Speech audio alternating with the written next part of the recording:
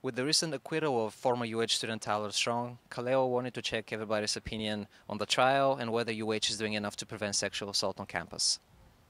How do you think about the outcome of this? Do you think that was a fair decision? I heard he was found not guilty, and I think that's very uncommon in a case of where a male is accused of rape. I haven't read the report about the case, so I can't say whether it was fair or it wasn't. I just think that it was a very surprising outcome. Okay, so what do you think about the outcome? That's not cool. I mean, that's a good example of our legal system and how you can do things and get away with them, pretty much. All right, so have you been following the Tyler Strong trial? Yes. Well, as a girl, it was kind of shocking to see him talking about everything that happened. And being there, I felt that he was being very, like he was studying, like he studied everything that he wanted to say. I didn't feel that he was being honest or talking from his heart.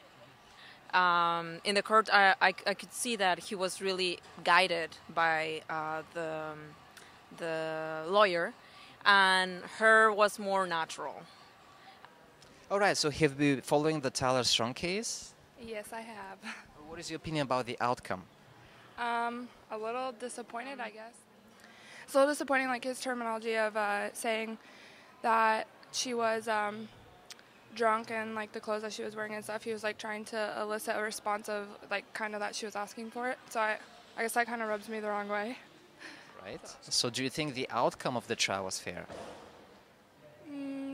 Not really, no. But you never really.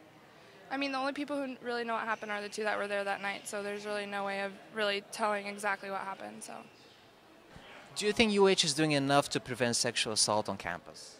Hopefully UH does enough to prevent sexual assault on campus because that's a really big problem. I do know that. So, I mean, we do get the alerts on our phones saying like there's a sexual assault going around on campus, which is nice, and like to avoid certain areas if there's anything that's going on. So yeah, I do think that UH is doing enough, but I mean, nothing needs to be drastically done unless something actually happens. Have you been following the Tyler Strong case? I know a little bit about it, but... Okay, what is your opinion about that? Well, I mean, I'm a firm believer in consent from both parties. Anytime there's any sort of sexual interaction or activity, I think both people need to give consent, basically. I mean, it can't be, oh, I think that she's into it, and so I'm going to go ahead and do it anyway. I think rape is a real problem in our society and in our world, I mean. And, yeah, I mean, I wasn't there. I don't know the specifics, but I do believe that consent is always mandatory. What do you think about yes means yes versus no means no? Should we be a yes means yes state like California? I think a yes means yes is great. I mean, you have to be sober to give consent. You have to be 100% sober to give full consent. That's my huge thing.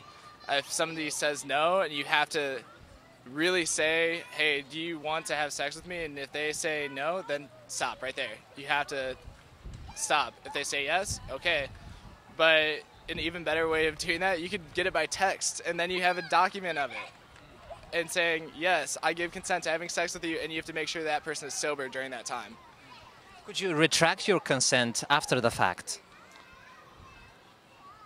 I think if you're sober, absolutely. I think if you are under the influence of alcohol, there's a really iffy line there. It's really shaky. I mean, anytime alcohol is involved or drugs or anything is involved with sexual consent, there's going to be a lot of gray area legally with that. So what is your opinion? Say somebody agreed while they were intoxicated, but when they're sober, they said, I take it back. Is that fair? That's a really gray line to me. I mean, legally you have to say, well, then that's technically rape. But if they say yes then and then they retract it, if they like regret it, if they have a boyfriend or something like that, well, then the male is going to get punished for it, unfortunately. Being a male in society, you have to take that responsibility and say, if she says yes, that means yes. And if she is intoxicated and then she says no later on, then you have to deal with the consequences because you made the conscious decision to have sex with her while both of you were intoxicated, or at least she was intoxicated. For Kaleo Opinions, reporting from UH Manoa, Pavel Stankov.